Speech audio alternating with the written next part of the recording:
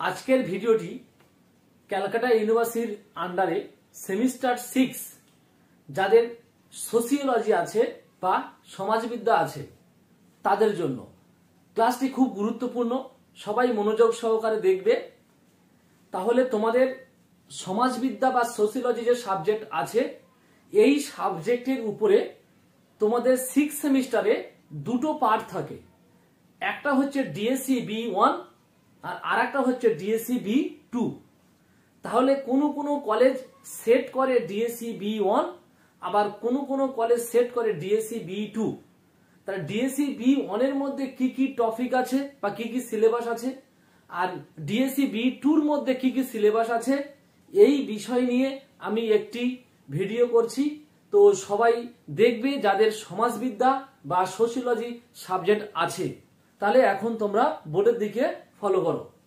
তাহলে তোমাদের ক্যালকাটা ইউনিভার্সিটির আন্ডারে সেমিস্টার 6 সোশিওলজি বা সমাজবিদ্যা জেনারেল পেপার যাদের আছে তাদের এই সোশিওলজি সাবজেক্টের উপরে যে নাম্বার বিভাজন, যে তোমাদের কটি প্রশ্ন কিভাবে পড়বে, তাহলে তোমাদের 15 নম্বরে লিখতে হবে দুটি প্রশ্ন, 15 দুগুণে 30, আর 5 নম্বরে লিখতে হবে 5টি কোশ্চেন, 5 5 এ 25, আর 2 নম্বর করে লিখতে হবে 5টি, 5 দুগুণে 10।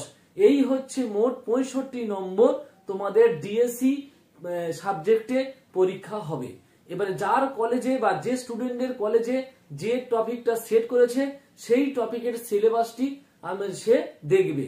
আমি দুটো সিলেবাস পাশাপাশি রেখেছি, ডিএসসি B1 এর টপিক আর ডিএসসি B2 টপিক। দুটো টপিক আলাদা আলাদা করে আমি লিখে দিয়েছি, তোমাদের বুঝিয়ে বলে দিচ্ছি।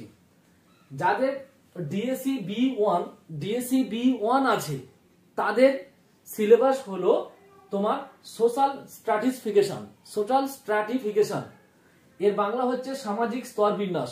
ডিএসসি B1 এর যে টপিকটি রয়েছে, তোমরা যে কলেজে এনরোলমেন্ট করেছো প্রত্যেকে এনরোলমেন্টের মধ্যে টপিকগুলো লেখা আছে যে কার কি টপিক দেওয়া আছে। ঠিক আছে, অবশ্যই করে তোমাদের প্রত্যেকের দেখে নেওয়া উচিত যে কার কলেজে কোন টপিকটা সেট করেছে। তাহলে সামাজিক স্তর বিন্যাসের প্রথম যে 1 নম্বর যে টপিকটা রয়েছে সামাজিক স্তর বিন্যাস ধারণা ও পদ্ধতি।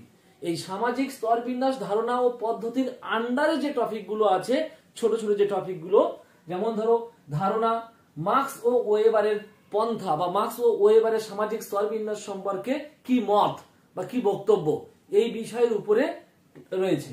আচ্ছা, সেকেন্ড পার্ট হচ্ছে সামাজিক স্তর বিন্যাসের আকার। এর মধ্যে কি পার্ট আছে? জাতি এবং শ্রেণী, লিঙ্গ, দারিদ্র এবং সামাজিক বর্জন, এই টপিকগুলো আছে। 3 নম্বর টপিকে কি আছে? সামাজিক গতিশীলতা বা সচলতা যেটা বলা হয়। এর মধ্যে আছে ধারণা, ফ্যাক্টর, প্রকার। এই হচ্ছে তোমাদের 3টে চ্যাপ্টারের মধ্যে, তার আন্ডারে এই যে ছোট ছোট টপিকগুলো রয়েছে, এই নিয়ে হচ্ছে তোমাদের ডিএসসি B1 সামাজিক স্তরবিন্যাস বা সোশ্যাল স্ট্র্যাটিফিকেশন। এই টপিকটি হচ্ছে যে সমস্ত ছাত্রছাত্রীদের ডিএসসি B1 এই টপিকটি আছে, এবং নাম্বার বিভাজন আমি তোমাদের বলে দিলাম। অবশ্যই করে প্রত্যেকে কিন্তু সিলেবাসটি আগে ফলো করবে। সিলেবাস ধরে যদি তোমরা ফলো করো বা সিলেবাস ধরে যদি তোমরা পড়ো, প্রত্যেকে প্রশ্ন সম্পর্কে ধারণা এসে যাবে এবং বিষয়বস্তু সম্পর্কে তোমাদের ধারণা এসে যাবে। আচ্ছা, এবার আমি যাচ্ছি ডিএসসি B2 তে। আচ্ছা, ডিএসসি B2 তে আছে হচ্ছে জেন্ডার এন্ড সেক্সুয়ালিটি।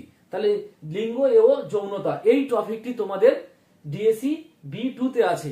অনেকের দেখবে এসসিসি পেপারের সঙ্গে, তোমাদের এসসিসি পেপার একটা ছিল, জেন্ডারের উপরে একটা এসসিসি পেপার ছিল তোমাদের কোন সেমিস্টারে, সেই এসসিসি পেপারের সঙ্গে এই পেপারটি অনেক মিল আছে। ঠিক আছে, অনেক মিল আছে। এই তাই বলে এই ভেবো না যে এসসিসি পেপারটা এখানে কিভাবে ঢুকলো, কিন্তু এসসিসি পেপারের সঙ্গে এই ডিএসসি B2 এই পেপারটার সঙ্গে অনেকটা তোমাদের মিল আছে, যেটা এর আগে 5th সেমিস্টারে ছিল অনেকের এর ওর আগের সেমিস্টারেও ছিল, যার কলেজে যেভাবেই চুজ করেছিল এসসিসি পেপারগুলি। তাহলে এই লিঙ্গ ও যৌনতার এর টপিকের এই সিলেবাসের মধ্যে প্রথম টপিকটির নাম হচ্ছে তোমার জেন্ডারিং সমাজ বিজ্ঞান। এই টপিকটি প্রথম রয়েছে। আচ্ছা, সেকেন্ড টপিকটা আছে একটি গঠন হিসেবে লিঙ্গ, ওর আন্ডারে রয়েছে লিঙ্গ ও যৌনতার ভূমিকা, লিঙ্গ বৈষম্য, পিতৃতন্ত্র, এইগুলো রয়েছে সেকেন্ড চ্যাপ্টারের মধ্যে। থার্ড চ্যাপ্টারের মধ্যে রয়েছে লিঙ্গ পার্থক্য ও অসমতা, এর আন্ডারের মধ্যে রয়েছে জাতি, লিঙ্গ ও সহিংসতা, গার্হস্থ্য ও পারিবারিক সহিংসতা, আর সার্বজনীন স্থান, হয়রানি, কর্মক্ষেত্র। এই টপিকটা হচ্ছে থার্ড চ্যাপ্টারের মধ্যে। আর ফোর্থ চ্যাপ্টারের মধ্যে রয়েছে লিঙ্গ, শক্তি, প্রতিরোধ, এর আন্ডারের মধ্যে রয়েছে ক্ষমতা ও অধীনতা, প্রতিরোধ, আন্দোলন, চিপকো ও গুলাবি গ্যাং। এই যে টপিকটা রয়েছে এটা হচ্ছে ডিএসসি B2। প্রত্যেকে অবশ্যই করে তোমরা ফলো রাখবে যে কার কলেজ কোনটা চুজ করেছে, সেই টপিক ধরে তোমরা পড়বে। আমি দুটি টপিক তোমাদের আমার বোর্ডে লিখেছি, অবশ্যই করে তোমরা দেখতে পাচ্ছ আমি বাংলা ভার্সন দিয়ে সুন্দরভাবে গুছিয়ে লিখে দিয়েছি, প্রত্যেকে দেখলেও বুঝতে পারবে।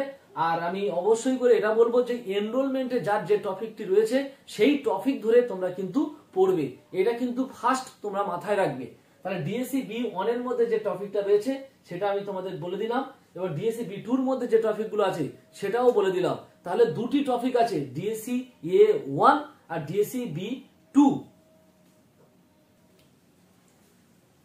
তাহলে প্রত্যেকে বুঝতে পারছো আমি দুটি টপিক তোমাদের তুলে ধরেছি, ডিএসসি B1 সোশ্যাল স্ট্র্যাটিফিকেশন আর DSC B2 gender and sexuality. এবার যার যে টপিকটা রয়েছে অবশ্যই করে সেই টপিকটি দেখবে এবং দুজনের ক্ষেত্রে নম্বর বিভাজন হচ্ছে সেম। ঠিক আছে, তাহলে আজকের এই ভিডিওটি এই পর্যন্ত।